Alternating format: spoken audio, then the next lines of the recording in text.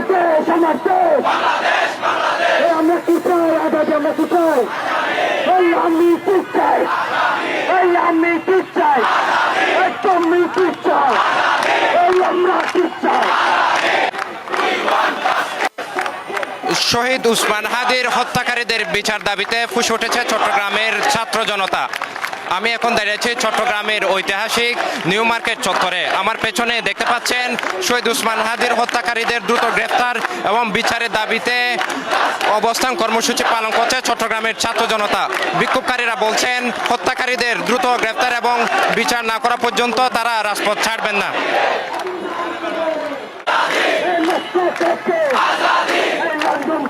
শনিবার বিকেল থেকে নিউ মার্কেট চত্বরে জড়ো হতে থাকেন চট্টগ্রামের সর্বস্তরের ছাত্র জনতা। ব্যানার, ফেস্টুন ও প্ল্যাকার্ড হাতে তারা হাদি হত্যার বিচার দাবিতে নানা স্লোগান দিতে থাকেন। বিক্ষোভকারীদের স্লোগানে মুখরিত হয়ে ওঠে পুরো এলাকা।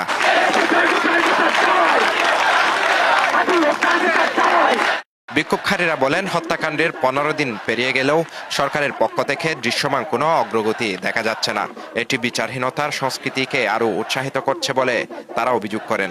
ডেইলি স্টারে হামলা করা হয়, প্রথম আলোতে যখন হামলা করা হয় আমরা অবশ্যই তীব্র প্রতিনিন্দা জানাই। সায়নাটা হামলা করা হয়, তার 1 ঘন্টা 2 ঘন্টার মধ্যেই হামলাকারীদের শনাক্ত করে তাদেরকে কিন্তু আইনের আওতায় আনা হয়েছে।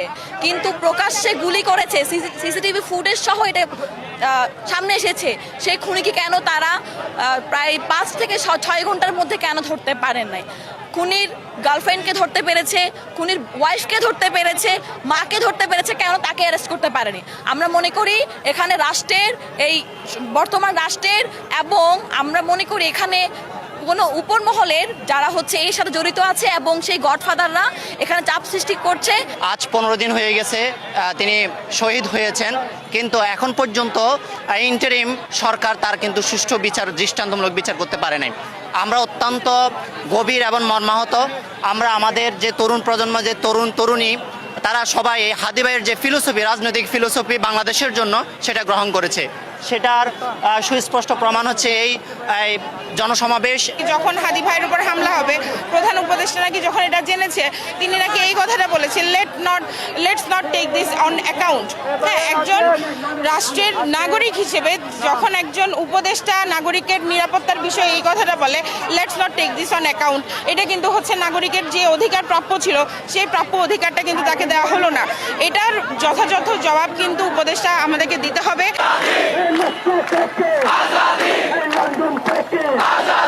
অবস্থান কর্মসূচির কারণে যান চলাচল সীমিত থাকলেও ছাত্র জনতার স্বতঃস্ফূর্ত অংশগ্রহণ ছিল চোখে পড়ার মতো। দ্রুত খুনিদের গ্রেফতার ও দৃষ্টান্তমূলক শাস্তি নিশ্চিত না হলে রাজপথ ছাড়বেন না বলে হুঁশিয়ারি দেন তারা।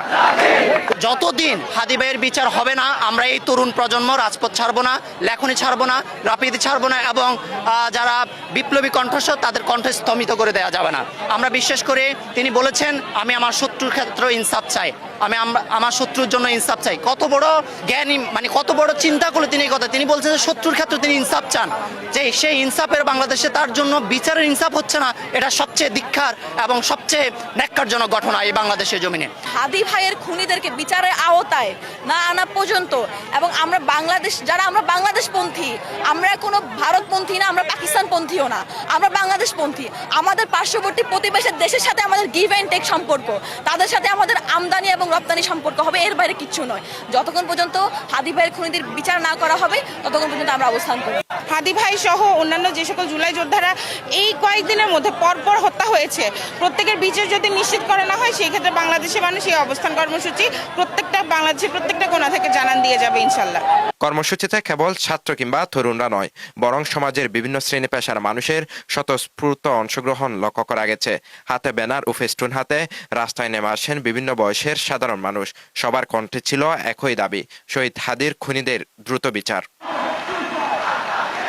আমরা 90 দশকে জন্মগ্রহণ করে এরকম কখনো ঘৃণা কেউ কাউকে দেখি নাই। সবকিছুর বিরুদ্ধেই আমাদের হাদি কথা বলতে আসছিল।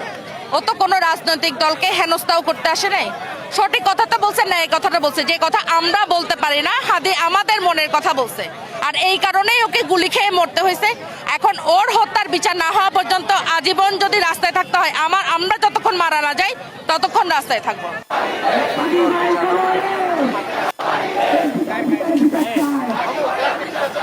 Sheikh Mohammad Faisal, CTG post, Chittagong.